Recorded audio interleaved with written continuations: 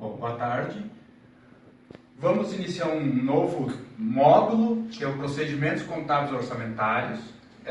Nós escrevemos lá na plataforma do Moodle que optamos por fazer os módulos com base no Manual de Contabilidade aplicado ao setor público, por ser um documento atualizado e um documento que é aplicado a todos os entes públicos.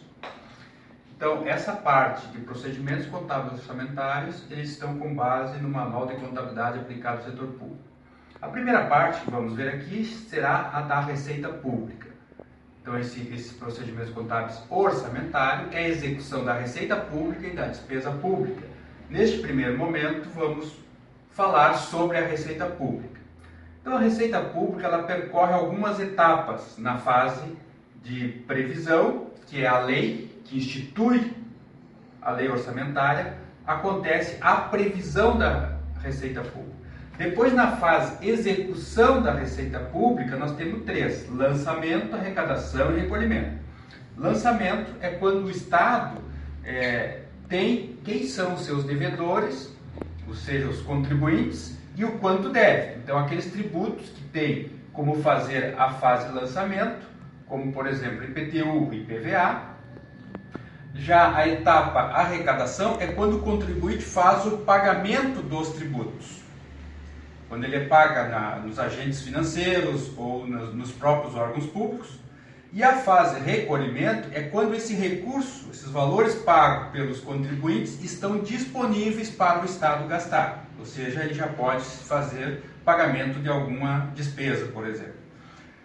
Por que acontece essa fase arrecadação e recolhimento parece tão próximo? Mas vamos exemplificar.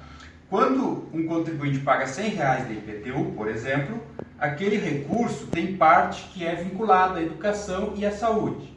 Então, R$25 daqueles R$100 do IPTU vai para o fundo de educação e R$15 vai para o fundo da saúde. Por isso que só no momento do recolhimento, quando esses recursos estão nas respectivas contas, que o agente público pode gastar. Então, essas etapas que percorrem a Receita Pública. E a Receita Pública, chamada de Receita Orçamentária, aqui em função da lei orçamentária, ela se divide em relação à categoria econômica em receita corrente e receita de capital. Então, a receita corrente é quando o Estado está arrecadando receitas tributárias, de contribuições, enfim, as receitas que foram instituídas por uma legislação ou que o Estado, utilizando-se de seu patrimônio, gera receita. Vamos exemplificar algumas. Receita tributária, então, são instituídas por uma lei, que são os tributos, impostos, taxas e contribuições de melhoria, geram receitas. Tributária. As receitas de contribuições se dividem em duas: as receitas de contribuições sociais e contribuições econômicas. Exemplo de contribuições sociais: a contribuição da previdência do servidor para o regime geral ou regime próprio, por exemplo. E também a receita de contribuição econômica, um exemplo que nós podemos dar aqui, é a contribuição da iluminação pública, que é paga junto com a conta ou a fatura da energia elétrica. Receita patrimonial é quando o Estado explora o seu próprio patrimônio, ou seja, ele tem um prédio que está disponível, ele aluga, gera uma receita, ele tem dinheiro que está disponível numa conta, ele aplica, gera rendimento de aplicação financeira, ele faz a concessão de permissão e concessão, também pode gerar uma receita. As receitas agropecuárias, se tem alguma atividade agropecuária, industrial da mesma forma. Receita de serviço é quando o Estado presta algum serviço e cobra por isso. Exemplo, podemos exemplificar que muitos municípios têm as chamadas patrulhas agrícolas e cobram hora máquina, isso gera uma receita de serviço. Também temos as transferências correntes e outras receitas correntes. As transferências correntes decorrem, por exemplo, da repartição da receita tributária que é recolhido pela União, repassado para os estados e para o município. Vem em forma de transferências correntes. A receita de capital, ela está no orçamento, mas do ponto de vista contábil, ela não é uma receita. A receita corrente, do ponto de vista contábil, é receita efetiva, ou seja, aumenta o patrimônio do ente público. A receita de capital, do ponto de vista contábil, não é receita. Ela altera os elementos patrimoniais, ou seja, os bens e as obrigações. E vamos exemplificar algumas. Receita de capital, operação de crédito nada mais é do que um financiamento que o órgão público faz. Então isso não aumenta o patrimônio, né, do ente público, ou seja, eu fico com uma dívida, uma obrigação lá no passivo e esse dinheiro entra no caixa lá no ativo, que possivelmente eu vá fazer uma obra pública que vai sair a disponibilidade financeira e vai entrar um bem, tudo lá no ativo. Alienação de bens é quando o Estado vende seus bens por meio de leilão, com base lá na lei de licitações, e gera um valor, ou seja, sai esse bem que é inservível, obsoleto, enfim, e esse dinheiro entra no caixa, ou seja, é a troca de um bem por uma disponibilidade financeira.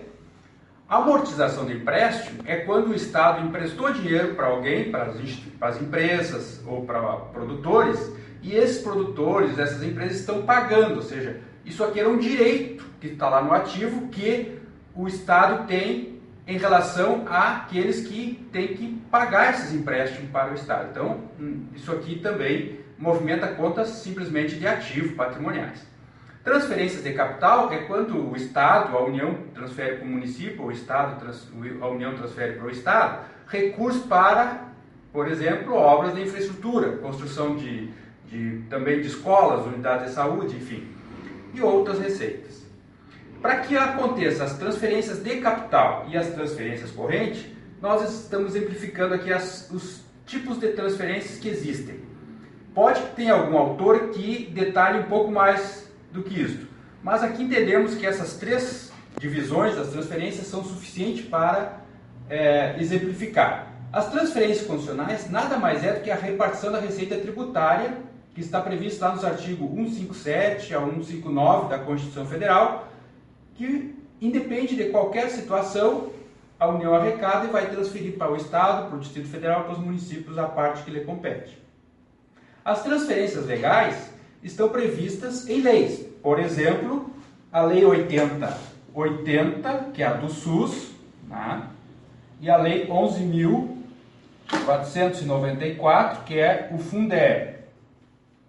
Essas transferências são chamadas transferências legais, estão previstas numa legislação, que é do Sistema Único de Saúde e do Fundo Nacional de Desenvolvimento da Educação Básica.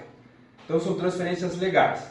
As transferências voluntárias, essas precisam que o órgão, o ente público, faça uma ação, ou seja, o município para receber uma transferência voluntária tem que fazer um projeto, porque é por meio de convênio, por meio de emendas parlamentares, enfim, são ações que o órgão precisa fazer para obter as transferências voluntárias, seja por emenda parlamentar, seja por convênio, contrato de repasse.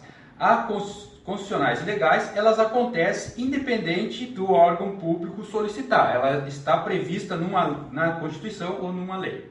Então essas transferências são as que acontecem, seja pode ocorrer uma transferência de capital ou uma transferência corrente. Então isto é a movimentação que ocorre na execução orçamentária da receita pública. A seguir vamos ver então a despesa pública.